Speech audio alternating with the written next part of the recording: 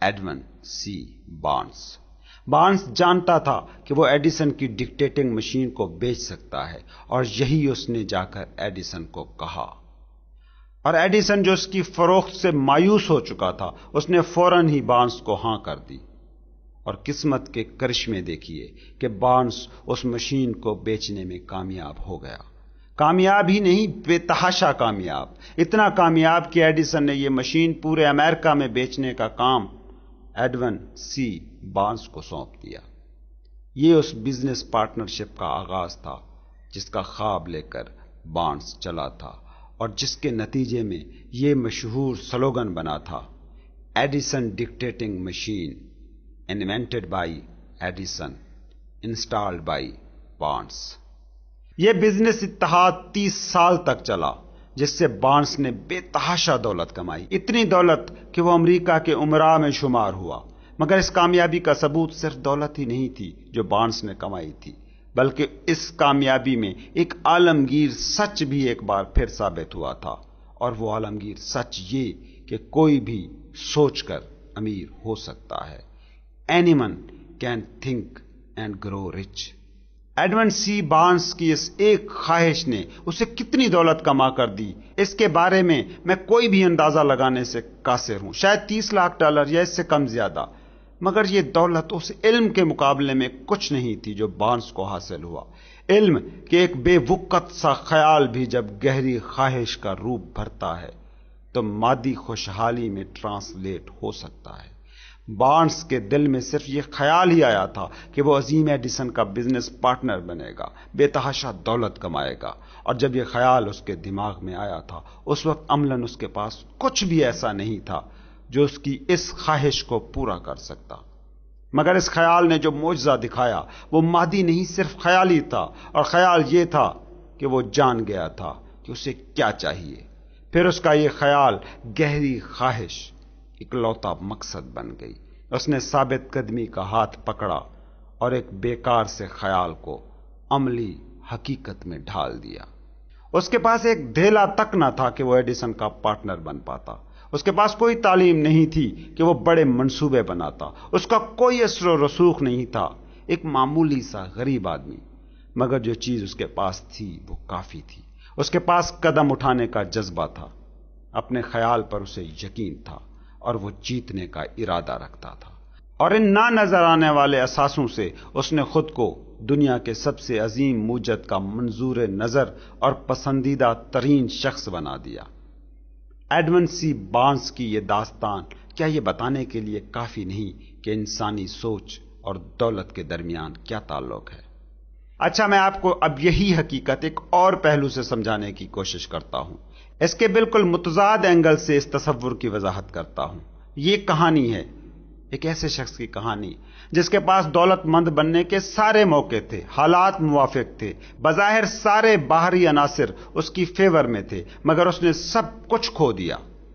ایک ایسا شخص جو اپنی منزل سے بس 3 فٹ دوری پر اپنا ارادہ ہار گیا، صرف 3 فٹ کی دوری سے جس نے اپنا خواب کھو دیا، صرف 3 فٹ اس کے اور اس کی منزل کے درمیان سد سکندری بن گئے۔ ناکامی کی بہت سی وجوہات ہو سکتی ہیں، مگر سب سے عام وجہ اس کی ایک ہے، اور وہ ہے وقتی شکست کو دیکھ کر بھاگ جانے کی عادت، کوئٹ کر جانے کی عادت۔ ہر انسان اپنی زندگی میں کبھی نہ کبھی اپنی اس بری عادت کا شکار ضرور ہوتا ہے۔ اس کی بہترین مثال آپ کو اس کہانی سے مل سکے گی۔ یہ اس وقت کی بات ہے جب دنیا کے طاقتور لوگ اور حکومتوں کا پسندیدہ ترین مشغلہ تھا سونے کی کانوں کی تلاش۔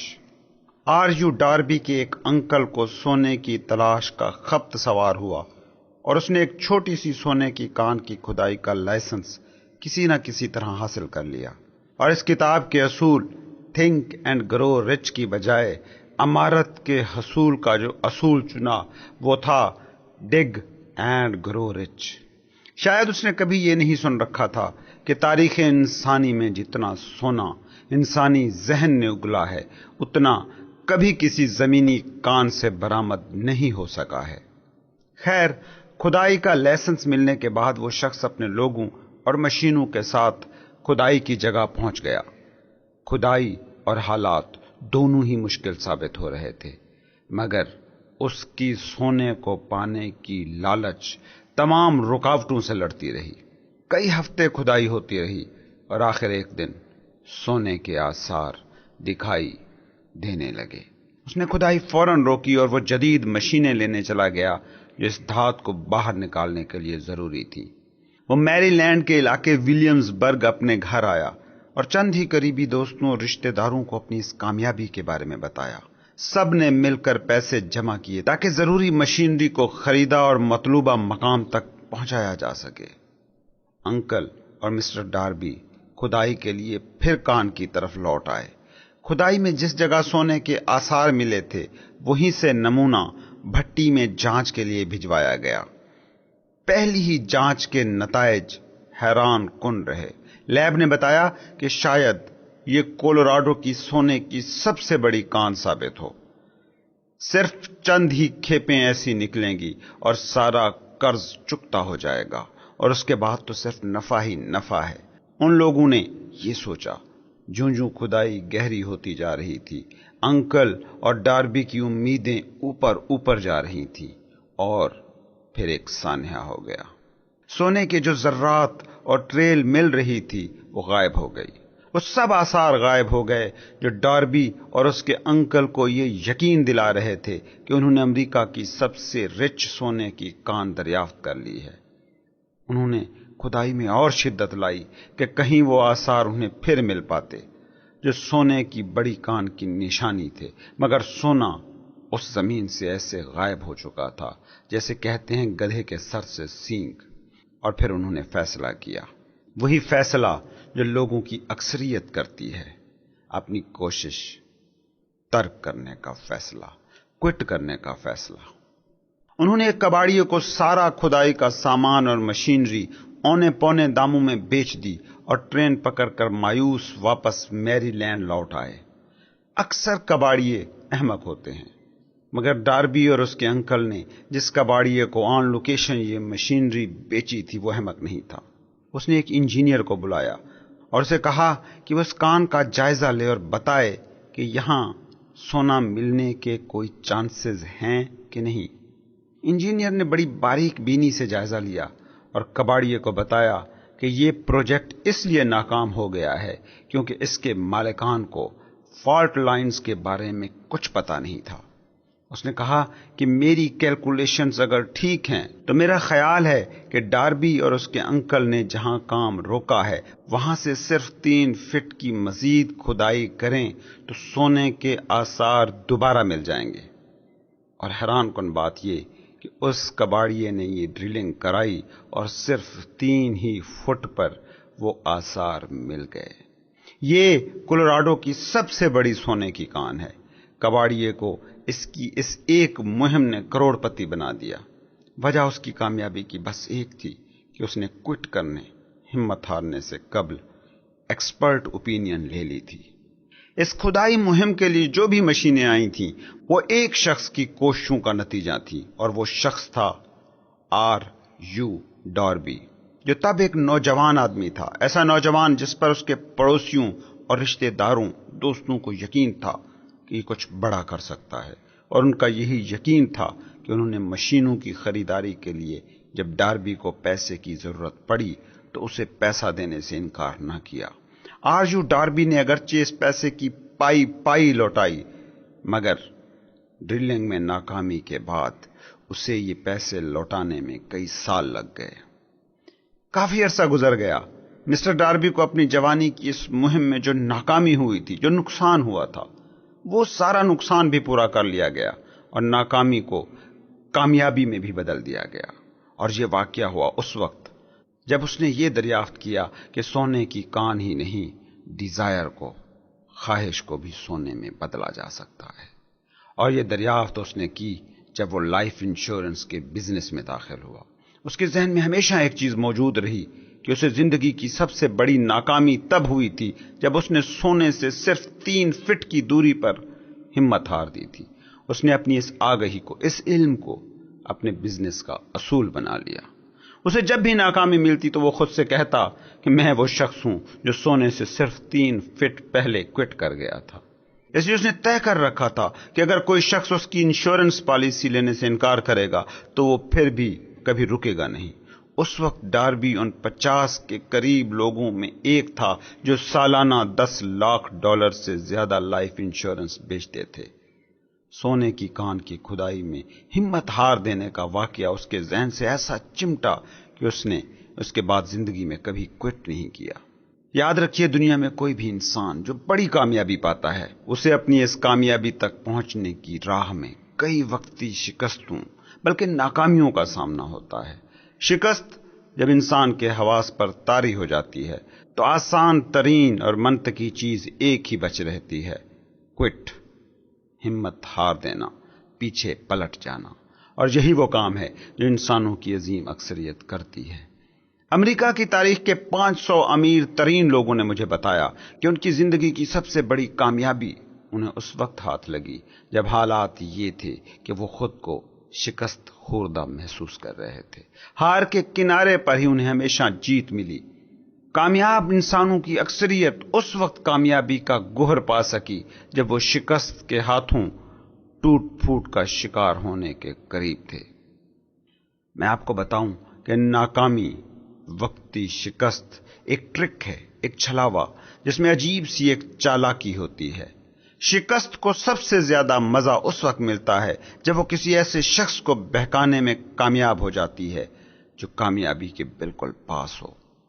مستقل مزاجی کے حوالے سے $0.5 کا ایک سبق۔ مسٹر ڈاربی کو سونے کے بزنس کی ناکامی نے جو ایک سبق سکھایا وہ تھا مستقل مزاجی، ڈٹ جانا، اور یہ کہ نو کا مطلب ہر بار نو نہیں ہوتا۔ اور اسے اپنے اس اصول پر یقین اس وقت آیا جب اس کی زندگی میں ایک بہت ہی دلچسپ واقعہ ہوا۔ ایک دوپہر کا ذکر ہے کہ وہ اپنے ایک انکل کے ساتھ ایک پرانی سی چکی پر موجود گندم پیس رہا تھا۔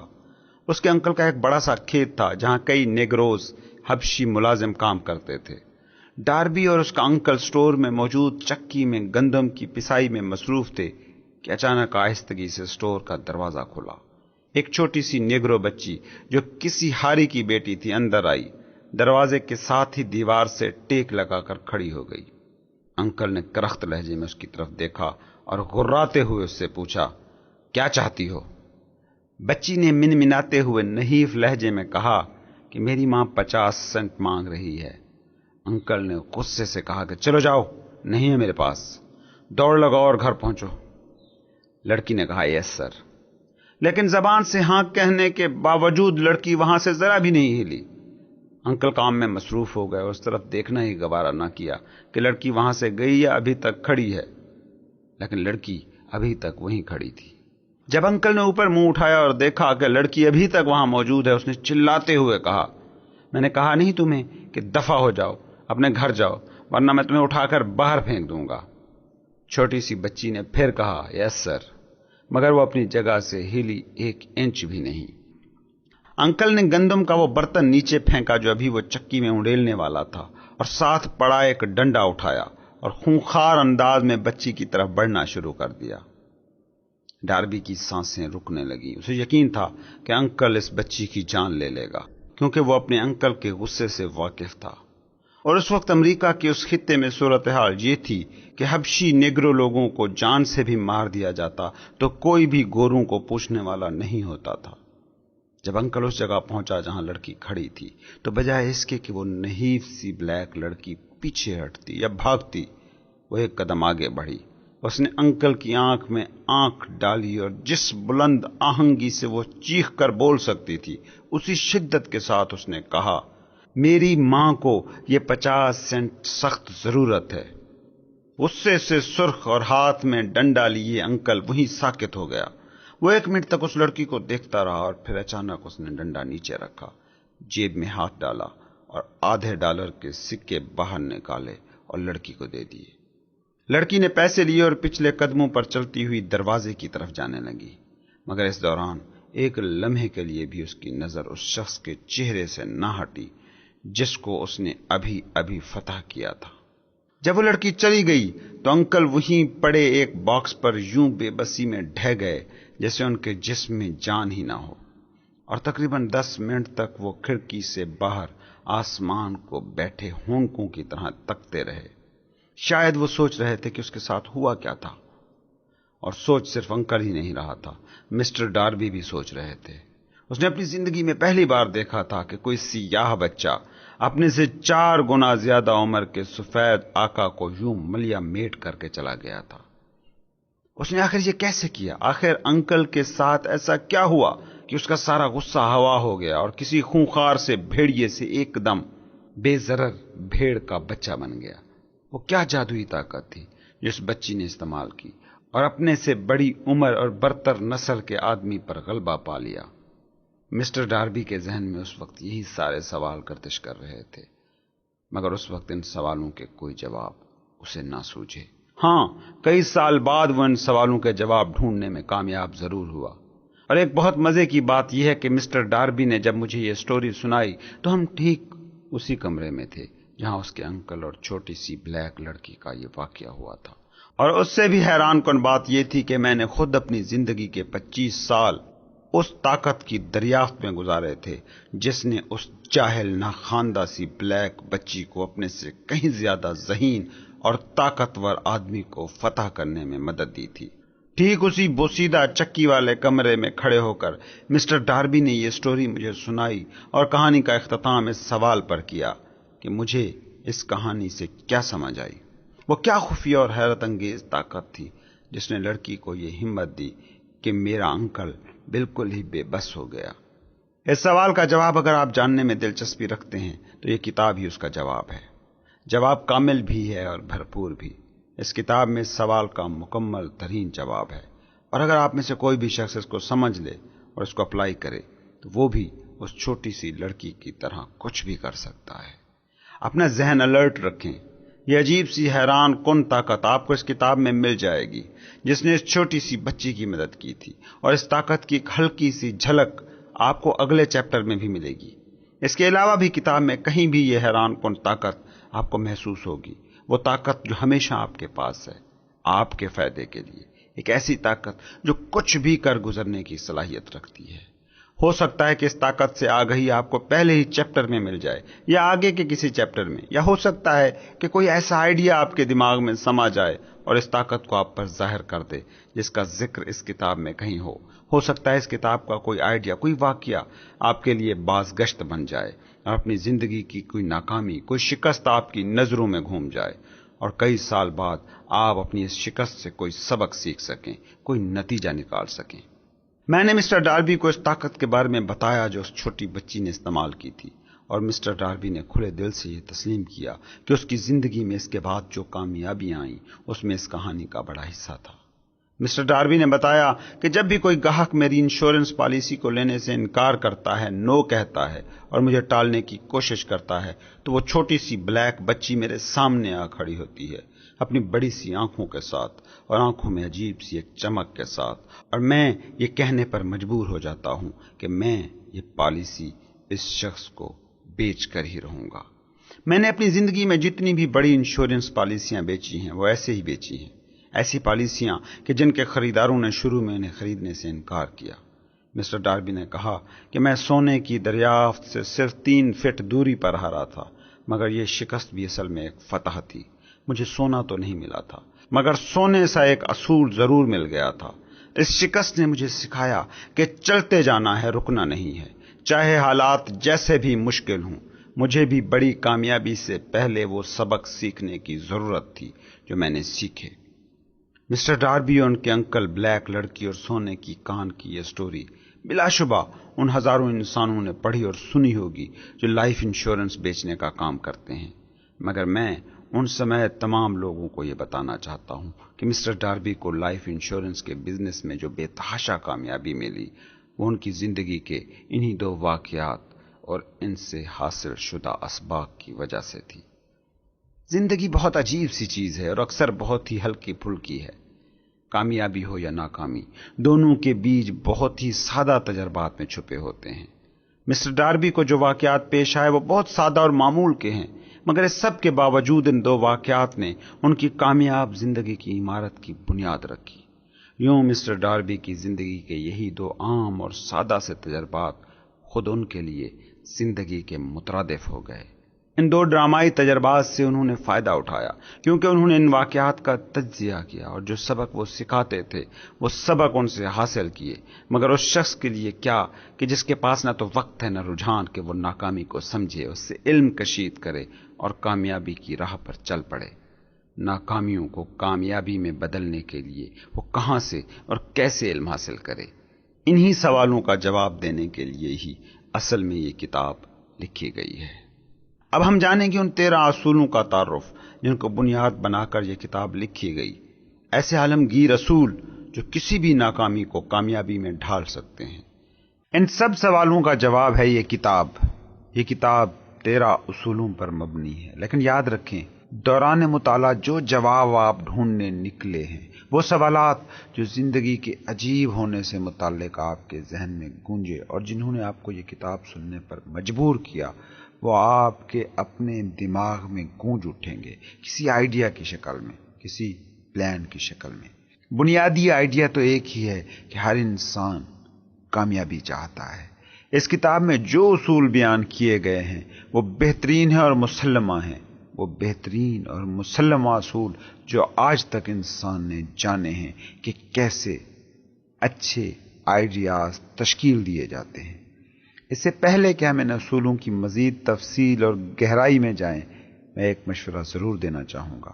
جب دولت آپ کی طرف آنا شروع ہوگی تو اس تیزی سے اور اتنی زیادہ آئے گی کہ آپ کو یقین تک نہیں آئے گا کہ یہ سب آئیڈیاز آخر اس سے پہلے کہاں تھے۔ مجھے پتا ہے کہ یہ کہنا بہت بڑا بول ہے۔ انسانوں کا مسئلہ یہ ہے کہ انہوں نے ایک خیال کو پال لیا ہے، یہ خیال کہ دولت اور کامیابی کے لیے سخت محنت اور بہت سے وقت کی ضرورت ہوتی ہے۔ جب آپ تھنک اینڈ گرو رچ پر کام شروع کریں گے تو دیکھیں گے کہ امیری اصل میں ایک ذہنی حالت ہے، اسٹیٹ آف مائنڈ ہے، جس کے لیے ضرورت ہے مقصد کے لگن کی۔ مقصد کی لگن ہو تو بہت کم بلکہ نہ ہونے کے برابر محنت کی ضرورت ہوگی۔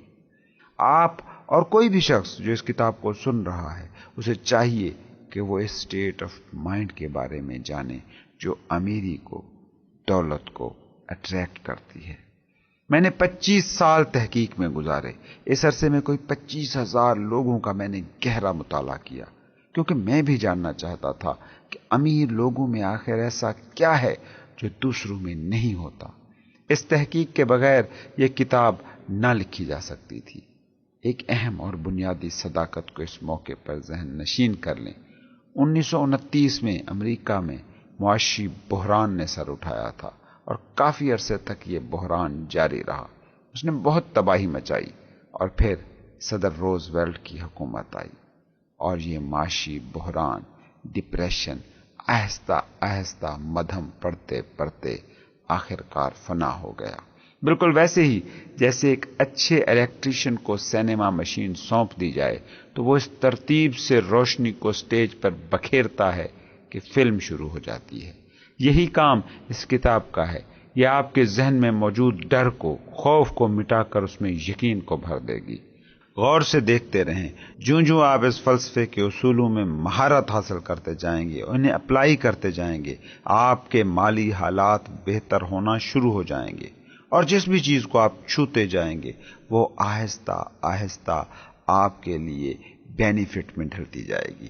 اگر آپ میری یہ بات سن کر کہہ رہے ہیں کہ یہ ناممکن ہے، امپاسبل ہے، تو میرا جواب یہ ہے کہ یہ قطعاً بھی ناممکن نہیں ہے۔ انسانوں کی سب سے بڑی کمزوری پتہ ہے کیا ہے؟ سب سے بڑی کمزوری یہ ہے کہ وہ لفظ ناممکن سے بہت زیادہ آشنا ہو گئے ہیں۔ انہیں وہ سارے اصول و قوانین تو ازبر ہیں جو کام نہیں کرتے، جو مؤثر نہیں۔ وہ ان ساری چیزوں کے بارے میں تو جانتے ہیں جو نہیں ہو سکتی۔ مگر یہ کتاب ان لوگوں کے لیے لکھی ہی نہیں گئی۔ یہ کتاب لکھی گئی ہے ان لوگوں کے لیے جو ان اصولوں کو جاننے میں دلچسپی رکھتے ہیں، جو دوسروں نے آزمائے ہیں اور کامیابیاں سمیٹی ہیں، ان لوگوں کے لیے جو ان اصولوں پر ہر قسم کی قربانی دینے کے لیے تیار ہیں۔ عرصہ قبل میں نے ایک بڑی ہی نفیس قسم کی لغت ڈکشنری خریدی تھی۔ جو پہلا کام میں نے اس ڈکشنری کے ساتھ کیا تھا وہ یہ تھا کہ سب سے پہلے میں نے وہ صفحہ کھولا جس پر لفظ لکھا تھا امپاسبل، اور اس پورے صفحے کو اپنی ڈکشنری سے پھاڑ کر الگ کر دیا تھا۔ اور میرا ذاتی خیال ہے کہ آپ کو بھی یہی کرنا چاہیے۔ یاد رکھیں، کامیابی انہی کے لیے ہے جو کامیابی کے حوالے سے کانشیس ہو جاتے ہیں، کامیابی کے بارے میں سوچتے رہتے ہیں، اور ناکامی اور ناممکن جیسے لفظوں سے جان چھڑا لیتے ہیں۔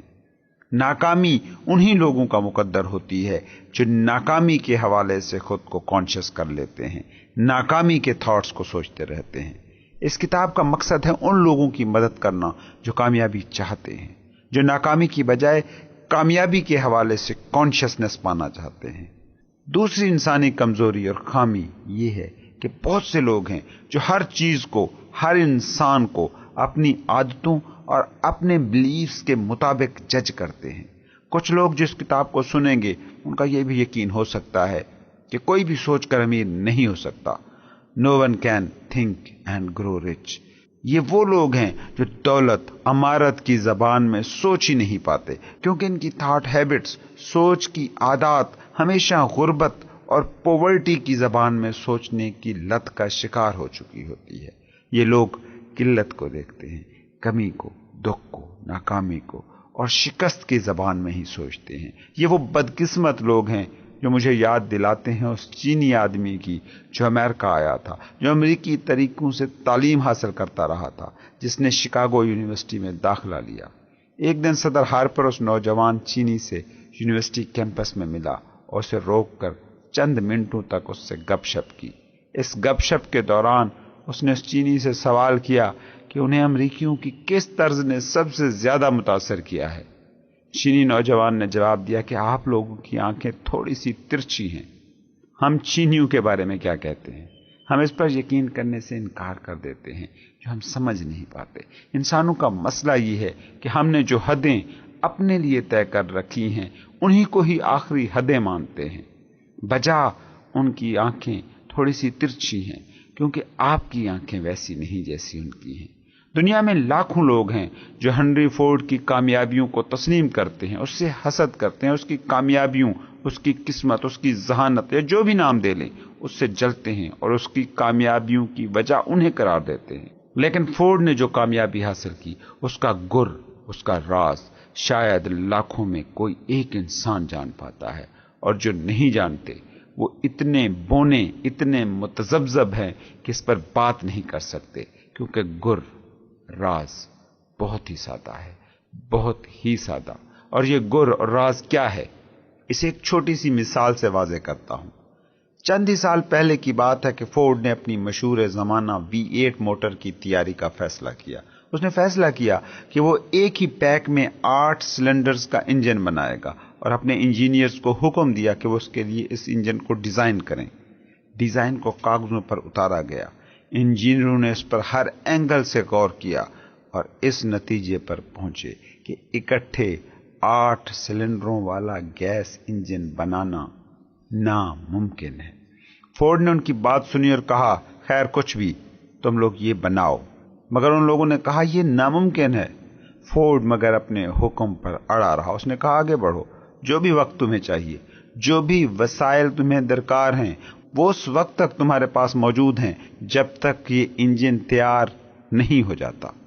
انجینئر پھر جت گئے کیونکہ فورڈ کا حکم ماننے کے علاوہ ان کے پاس کوئی چارہ نہیں تھا۔ اگر انہیں فورڈ کے لیے کام کرنا تھا تو اس کا حکم ماننا ان کی مجبوری تھی۔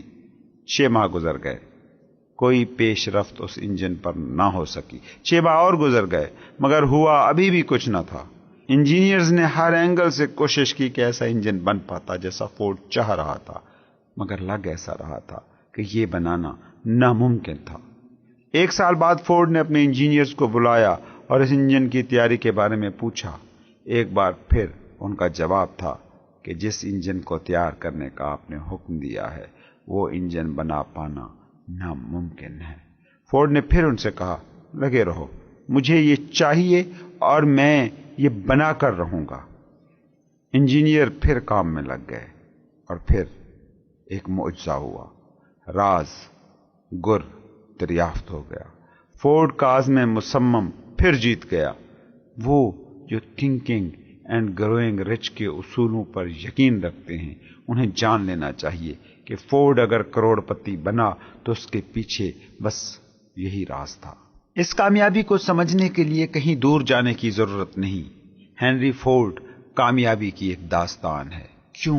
کیونکہ وہ کامیابی کے اصولوں کو سمجھتا تھا اور انہیں اپلائی کرنا جانتا تھا، اور کامیابی کے ان اصولوں کی بنیاد ہے ڈیزائر، تمنا، یہ جاننا کہ آپ چاہتے کیا ہو۔ فورڈ کی اس کہانی کو سمجھیں اور ان لائنوں پر غور کریں، ان اصولوں کو سمجھیں جو فورڈ نے اپلائی کیے تھے، اور آپ جانیں گے کہ وہ کامیابی جو فورڈ کو ملی تھی وہ آپ بھی اپنے شعبے میں حاصل کر سکتے ہیں۔ You are the master of your fate, the captain of your soul. آپ ہی وہ ہو جو اپنی تقدیر کے آقا ہو، آپ ہی اپنے وجود کے جہاز کے کپتان ہو۔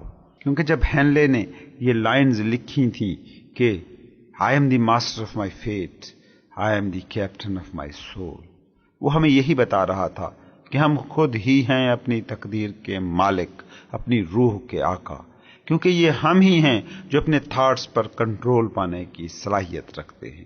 شاید ہینلے کو ہمیں یہ بھی بتانا چاہیے تھا کہ وہ ایتھر جس میں ہماری یہ دنیا تیر رہی ہے، جس میں ہم گھوم پھر رہے ہیں، وہ انرجی کی ہی ایک شکل ہے، ایسی انرجی جس میں بے تحاشا ہائی فریکوینسی ہے، اور یہ کہ یہ ایتھر ایک عالمگیر طاقت سے بھری ہے، اور وہی روپ وہ بھر لیتی ہے جیسے تھاٹس ہم اپنے دماغ میں بناتے رہتے ہیں، اور یہ بہت فطری انداز میں ہم پر اثر انداز ہوتی ہے اور ہمارے تھاٹس کو مساوی مادی ترقی میں ڈھال لیتی ہے۔ اگر شاعر لینلے ہمارے لیے اس راز کو بھی کھول دیتا تو ہم جان لیتے کہ کیسے ہم اپنی تقدیر کے آقا ہیں اور اپنی روح کے مالک ہیں۔ اسے شاید ہمیں یہ بھی بتانا چاہیے تھا، اور پورا زور دے کر بتانا چاہیے تھا کہ یہ پاور وہ پاور ہے جو مثبت اور منفی تھاٹس میں کوئی امتیاز نہیں کرتی۔ اسے بتانا چاہیے تھا کہ جب ہم غربت کے تھاٹس میں ڈوبے رہیں گے تو یہی تھاٹس مادی دنیا میں غربت کی شکل میں سامنے آئیں گے۔ اسے ہمیں بتانا چاہیے تھا کہ یہی تھاٹس اگر ہمارا دولت، خوشحالی پر فوکس کرتے تو اسی سپیڈ، اسی سرعت کے ساتھ دولت بھی ہمارا مقدر ہو سکتی تھی جس سرعت اور تیزی کے ساتھ ہمیں غربت جکڑ لیتی ہے۔ اسے ہمیں شاید یہ بھی بتانا چاہیے تھا کہ ہمارے دماغوں کے غالب تھاٹس وہ مقناطیس بن جاتے ہیں جو اپنے تھاٹس کے مطابق ہی چیزوں کو اٹریکٹ کرتے ہیں۔ ہماری زندگی میں جو لوگ آتے ہیں، جو اشیاء آتی ہیں، جو کامیابیاں، جو ناکامیاں آتی ہیں، وہ انہی تھاٹس کے ساتھ ہی ہم آہنگ ہوتی ہیں جو ہم سارا دن سوچتے رہتے ہیں۔ اسے ہمیں بتانا چاہیے تھا دولت اور امارت اور کامیابی سے قبل ہمیں اپنے دماغ میں اس میگنیٹ کو تیار کرنا ہے جو دولت اور خوشحالی کو اپنی طرف کھینچ سکے۔ مگر ہینلے چونکہ ایک شاعر تھا، کوئی فلسفی نہیں تھا، اس لیے اس نے اس عظیم سچ کو بس شاعرانہ سے انداز میں پیش کر دیا اور باقی اپنے پیروکاروں پر چھوڑ دیا کہ وہ فلسفیانہ انداز میں ان لائنز کی کیسے تشریح کرتے ہیں، اور آہستہ آہستہ یہ عظیم سچ خود ہی کھلتا گیا۔ اور اب وقت آ گیا ہے کہ اس کتاب میں دیے گئے اصولوں کی شکل میں یہ عالمگیر سچ آپ کے سامنے رکھا جائے۔ آپ کی معاشی تقدیر مکمل طور پر آپ کے اپنے ہاتھ میں ہے۔ اس لیے میں یہی کہوں گا کہ کشادہ ذہنیت کے ساتھ یہ سب سنیں، یہ سب جو کسی ایک شخص کی ایجاد نہیں، یہ اصول 500 معاشی طور پر کامیاب انسانوں کے تجربات کی روشنی میں اخذ کیے گئے ہیں۔ وہ 500 لوگ جنہوں نے بے تحاشا دولت کمائی، وہ لوگ جنہوں نے غربت کی اتھاہ گہرائیوں سے اپنا سفر شروع کیا، جو معمولی سے بھی کم تعلیم یافتہ تھے، جن کا کوئی اثر و رسوخ نہیں تھا، جن کی جیبیں خالی تھیں۔ ان اصولوں نے ان لوگوں کی بڑی مدد کی۔ آپ بھی ان اصولوں کو اپنے لیے فعال ثابت کر سکتے ہیں، اور اس کتاب میں جو بھی اصول دیے جا رہے ہیں وہ آسان ہیں، جنہیں کرنا کچھ بھی مشکل نہیں۔ اور اس سے قبل کہ آپ اگلے چیپٹر کی طرف بڑھیں، میں آپ کو بتانا چاہوں گا کہ اس کتاب میں واقعاتی حقائق بیان کیے گئے ہیں جو آپ کی مالیاتی زندگی کو، منزل کو بالکل بدل سکتے ہیں، بالکل ویسے ہی جیسے ان 2 لوگوں کی زندگی بدلی جن کا ذکر اگلے باب میں آنے جا رہا ہے۔ میں ان 2 لوگوں کے بارے میں یہ بھی بتاتا چلوں کہ ان سے میرا گہرا رشتہ ہے، کیونکہ ان میں سے ایک میرا 25 سال پرانا دوست ہے اور دوسرا میرا اپنا بیٹا۔ ان 2 لوگوں کو جو غیر معمولی کامیابی ملی، اس کی وجہ ہے وہ اصول جس کا ذکر اس کتاب کے چیپٹر نمبر 2 میں آنے والا ہے، اور ان دو لوگوں کی کہانی یہ ثابت کرنے کے لیے کافی ہے کہ یہ اصول کام کرتے ہیں۔ آج سے تقریباً 15 سال قبل میں نے ویسٹ ورجینیا میں سیلم کالج کی تقریب تقسیم اسناد میں ایک تقریر کی تھی۔ اس میں نے جس ایک اصول پر زور دیا تھا وہ وہی ہے جو اس کتاب کے دوسرے چیپٹر میں بیان کیا گیا ہے، اور اس شدت سے میں نے یہ اصول بیان کیا تھا کہ گریجویٹ کرنے والوں میں سے ایک کے دل میں وہ لیکچر اتر گیا۔ اس نے اس لیکچر کو اپنی زندگی کے فلسفے کا لازمی حصہ بنا لیا۔ وہ نوجوان اس وقت امریکی کانگریس کا ممبر ہے اور اس وقت حکومتی انتظامیہ کا ایک اہم حصہ ہے۔ یہ کتاب پبلشنگ کے لیے جانے سے قبل اس امریکی کانگریس مین کا مجھے خط ملا، جس میں اس نے اس کتاب کے چیپٹر 2 میں بیان کردہ اصول کے حوالے سے اپنی رائے دی۔